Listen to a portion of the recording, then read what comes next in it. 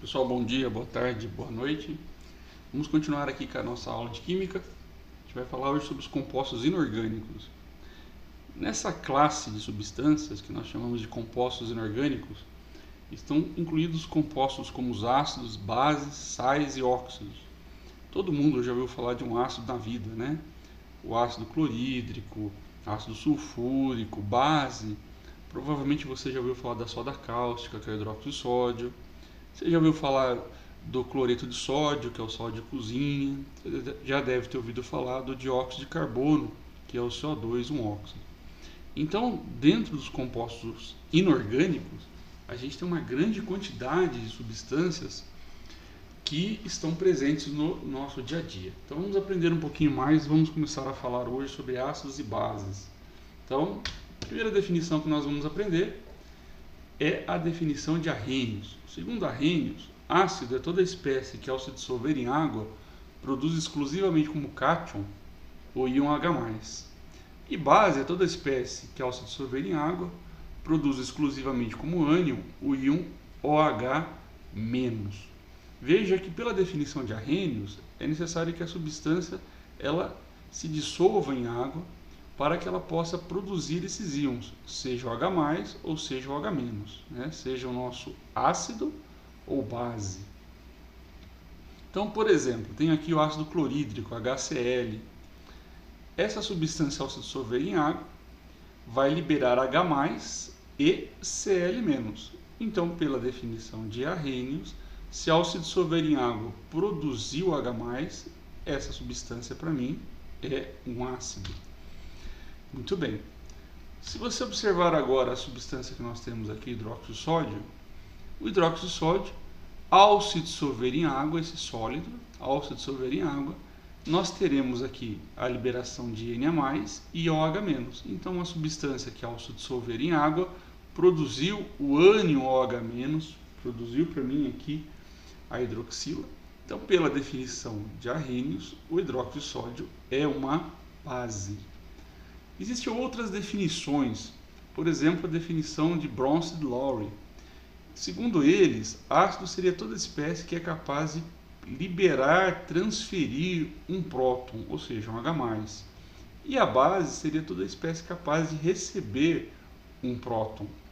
Então, se nós observarmos aqui essa situação, quando nós temos o HCl em presença da água, o HCl ele transfere seu hidrogênio, que sai daqui positivo, como um próton H+, para a água, e a água se transforma aqui em H3O+. Muito bem, como o hidrogênio vai para a água e deixa o seu elétron com o cloro se torna negativo, excesso de carga negativa, um ânion. Então, nesse processo, como o HCl ele doou o H+, ou seja, um próton, ele age como um ácido. Como a água recebeu o próton, ela age como sendo uma base. Muito bem, então o HCl é o ácido e a água é a nossa base, segundo Bronsted-Lowry, para essa situação que nós estamos visualizando. Então, para Bronsted-Lowry, existem os pares conjugados. Então, por exemplo, o ácido, que é quem doou o H+, quem transferiu o H+, vai gerar um par conjugado que é a base Cl-, porque esse Cl- ele é capaz de receber um H+ de volta. Por sua vez, a água, que aqui agiu como sendo uma base, vai gerar um par conjugado que é um ácido, que é H3O+, que potencialmente pode transferir esse H+. Muito bem. Tanto o HCl quanto o Cl- vão ser os pares conjugados, assim como a água e o H3O+. Existem algumas substâncias, né, que podem ter comportamento ácido e base. Então, por exemplo, agora, a água que até então tinha recebido o H+ vindo do HCl, em contato com a amônia, NH3, ela pode doar o H+ para o NH3 e ele se transforma em NH4+, restando OH-. Então aqui a água ela doou o H+, então aqui ela agiu como sendo um ácido e o NH3 como sendo uma base de Bronsted-Lowry, porque recebeu o próton, porque recebeu o H+. Então nós temos a base, o seu par conjugado ácido, com excesso de H+, e a água que aqui agiu como ácido se tornando uma base, ou H-, porque ela pode receber um H+. Existe um conceito muito importante para a gente, que nós chamamos de grau de ionização. Esse grau de ionização, representado aqui pela letra alfa, ele mede para a gente o quanto uma espécie se ioniza, ou seja, quanto ela libera íons ao se dissolver em água. Então existe uma expressãozinha matemática para a gente calcular. Eu vou pegar o número de moléculas ionizadas ou dissociadas e vou dividir isso pelo número de moléculas que foram dissolvidas. Então, por exemplo, para a espécie HCl, o alfa é de 92%. O que significa isso? Se você dissolver 100 moléculas, 92 vão passar pelo processo de ionização. Muito bem. Então, olha só. Se eu inicialmente colocar 100 moléculas de HCl em água, no início, não havendo tempo ainda para ionização, eu não teria o H+ e Cl-. Passado um certo tempo, o sistema entra em equilíbrio e eu poderia avaliar que restam apenas 8 moléculas de HCl e 92 H+, cátions H+, e 92 ânions Cl-. Então, com isso a gente observa que das 100 moléculas, 92 se ionizaram, ou seja, 92% das moléculas foram capazes de se ionizar. Uma coisa interessante quando nós falamos de ácido é poder fazer a classificação. A primeira classificação que nós temos para ácidos é muito simples. Basta nós olharmos a presença de oxigênio na molécula. Então eu posso ter uma situação onde eu tenho hidrácidos. Hidrácido não possui oxigênio na molécula. Por exemplo, ácido fluorídrico, clorídrico, bromídrico, iodídrico, cianídrico, ácido sulfídrico. Nenhum deles tem o oxigênio aqui. Interessante, né? Nenhum tem oxigênio e todos vão acabar em hídrico, fluorídrico, clorídrico, bromídrico, iodídrico, cianídrico e sulfídrico. Os oxiácidos possuem oxigênio na molécula. Então eu tenho aqui ácido nítrico, ácido nitroso, ácido sulfúrico, ácido sulfuroso, ácido carbônico, ácido fosfórico e ácido perclórico. Então, esses todos serão oxiácidos, porque possuem oxigênio. Quem não possui, nós chamamos de hidrácidos. Outra classificação para os ácidos é quanto ao número de hidrogênios ionizáveis. Então, se eu tiver um monoácido, um ácido monoprótico, significa que ao se dissolver em água, ele libera apenas um H+, caso do ácido nítrico, do nitroso, do ácido brômico. Diácido é uma situação onde eu vou ter a liberação de 2 H+. Veja, ácido sulfúrico, ácido sulfuroso, ácido carbônico. Triácidos liberam 3 H+, ácido fosfórico, ácido bórico são exemplos. Tetrácidos, casos mais raros, como ácido silícico e ácido pirofosfórico, que ao se dissolver em água liberam 4H+. Quanto à volatilidade, é outra classificação dos ácidos. Volatilidade mede a facilidade que o ácido tem para evaporar. Então, eu tenho o que nós chamamos de ácidos voláteis, cujo ponto de ebulição é menor que 100 graus, ou seja, menor do que o ponto de ebulição da água. Veja, ácido clorídrico, menos 85 graus, já se transforma em vapor. Ácido sulfídrico, ácido nítrico, já apresenta um ponto de ebulição mais alto, 86 graus, mas ainda é menor que 100 graus da água. Bom, por outro lado, eu tenho o que eu chamo de ácidos fixos. Esses aqui possuem alto ponto de ebulição, ou seja, um ponto de ebulição maior que 100 graus, que é o ponto de ebulição da água, né, que está sendo usado aí como referência. Por exemplo, eu tenho ácido sulfúrico, ponto de ebulição de 340 graus, fosfórico 213 graus e bórico 185 graus Celsius. Uma outra classificação dos ácidos é quanto ao número de elementos químicos.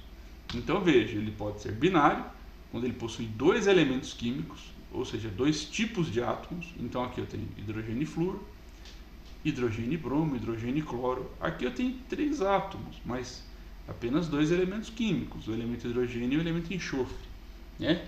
Pense que elemento químico é um tipo de átomo. Então aqui eu tenho do tipo hidrogênio e átomo tipo enxofre. Eu posso ter um ácido ternário que possui 3 elementos químicos, como por exemplo o ácido cenídrico, que põe hidrogênio, carbono e nitrogênio. O ácido sulfúrico, olha só, ele tem hidrogênio, enxofre e oxigênio. Apesar dele ter 7 átomos, tipos de átomos, ou seja, elementos químicos, apenas 3. Quaternário, quando ele tem 4 elementos químicos. Então, olha só, esse caso onde tem hidrogênio, enxofre, carbono e nitrogênio. Outra classificação dos ácidos é em relação à força. Nós temos ácidos fortes, para isso usa aquele parâmetro que a gente aprendeu a calcular, o grau de ionização. Se o grau de ionização supera 50%, trata-se de um ácido forte. Se o nosso alfa estiver entre 5 e 50, é um ácido moderado, chamado de semiforte também. E se o alfa for menor ou igual a 5%, estaremos diante de um ácido fraco. Muito bom. Veja que essa força do ácido não tem muito a ver com a sua questão de poder ou não corroer as coisas ou causar queimaduras, né? A força do ácido está simplesmente ligada a esse parâmetro matemático que é o nosso grau de ionização. Existem algumas regras para a gente prever se um ácido será um ácido forte, fraco ou moderado. São regras interessantes, né? Principalmente se nós não tivermos à mão os valores dos graus de ionização. Então, para hidrácidos, ou seja, ácidos que não têm oxigênio, os únicos fortes são só 3. O ácido iodídrico, HI, o ácido bromídrico e o ácido clorídrico. Há apenas um moderado, que é o ácido fluorídrico. E os demais são todos fracos, ganhando destaque aqui, ó, o ácido sulfídrico e o cianídrico. No caso de oxiácidos, a gente vai fazer um pequeno cálculo, um cálculozinho muito simples. Esse cálculo, basicamente, você vai tirar do número de oxigênio o número de hidrogênios ionizáveis. Isso é muito simples. Então vamos pensar aqui um pouquinho. Observe o ácido perclórico. Ele tem 4 oxigênios e 1 hidrogênio. Eu vou fazer 4 menos 1. Isso vai dar 3. Muito bem. Se você olhar aqui para o ácido nítrico, 3 menos 1 vai dar 2. Se você olhar aqui para o ácido fosfórico, 4 menos 3 vai dar 1. E se você olhar aqui, por exemplo, para o ácido bórico, 3 menos 3 vai dar 0. Então a dica é simples, guarde 1. Se o número de oxigênio menos o número de hidrogênio der 1, você terá um ácido moderado. Acima disso, 2, 3, o ácido será cada vez mais forte. Abaixo disso, nós teremos um ácido fraco. Tem uma dica importante aqui. Se eu aplicar essa regrinha do número de oxigênios menos o número de hidrogênios para o ácido carbônico, o resultado 3 menos 2 é 1, o que indicaria que ele é um ácido moderado. Mas ele é uma exceçãozinha à regra, na verdade ele é fraco. Por quê? Porque competindo com a ionização, ou seja, com a produção do H+, o ácido carbônico sofre uma decomposição em água e gás carbônico. Isso impede, vamos dizer, que ele se ionize o tanto que nós esperaríamos. E, portanto, ele acaba sendo um ácido meramente fraco. Olhando para as bases, eu também posso classificá-las. Então, a primeira classificação das bases é quanto ao número de OH-, hidroxilas. Então, se eu tiver apenas um OH, hidróxido de sódio, hidróxido de lítio, hidróxido de amônio, trata-se de uma monobase. Se eu tiver 2 OH, por exemplo, hidróxido de magnésio, hidróxido de cálcio, hidróxido de ferro 2, hidróxido de cobre 2, teremos uma dibase. No caso da tribase, um hidróxido de alumínio, hidróxido de ferro 3, hidróxido de ouro, 3 OHs. Tetrabase, 4 OH-, como hidróxido de estênio 4 e hidróxido de chumbo 4. Outro parâmetro importante para classificar uma base é quanto ao seu grau de dissociação. Muito bem. No caso dos ácidos, os ácidos eles eram fortes, fracos e moderados. As bases já são mais extremas. Ou a base será forte, e esse grau de dissociação se aproxima de 100%, ou a base é fraca, e eu teria um alfa abaixo de 5%. As bases fortes são muito fáceis da gente lembrar, porque as únicas bases fortes serão aquelas formadas por alcalinos, elementos da família 1A, e alcalinos terrosos, ou seja, elementos da família 2A. todas as outras bases serão fracas. Outro critério de classificação interessante para as bases é em relação à solubilidade em água. Então eu posso ter bases solúveis, como as de alcalinos e de amônio. Posso ter bases pouco solúveis, como as de alcalinos terrosos, ou seja, da família 2A. Ali eu tenho cálcio, ali eu tenho magnésio, né? Magnésio, desculpa, ele é uma exceção até, pessoal. Ele é insolúvel, tá? Mas ali eu tenho cálcio, eu tenho bário, eu tenho rádio. E as demais bases, ou seja, que não são formadas de alcalinos terrosos e amônio, são insolúveis. Aqui nós temos um caso interessante, que é como se forma o hidróxido de amônio. A amônia, que é um gás, é borbulhado em água e com isso se forma o hidróxido de amônio. Então, o hidróxido de amônio é uma base que só existe, na verdade, em meio aquoso. Muito bem. Pessoal, muito obrigado. Assista novamente a aula. Tente resolver os exercícios e caprichem nos estudos. Até mais.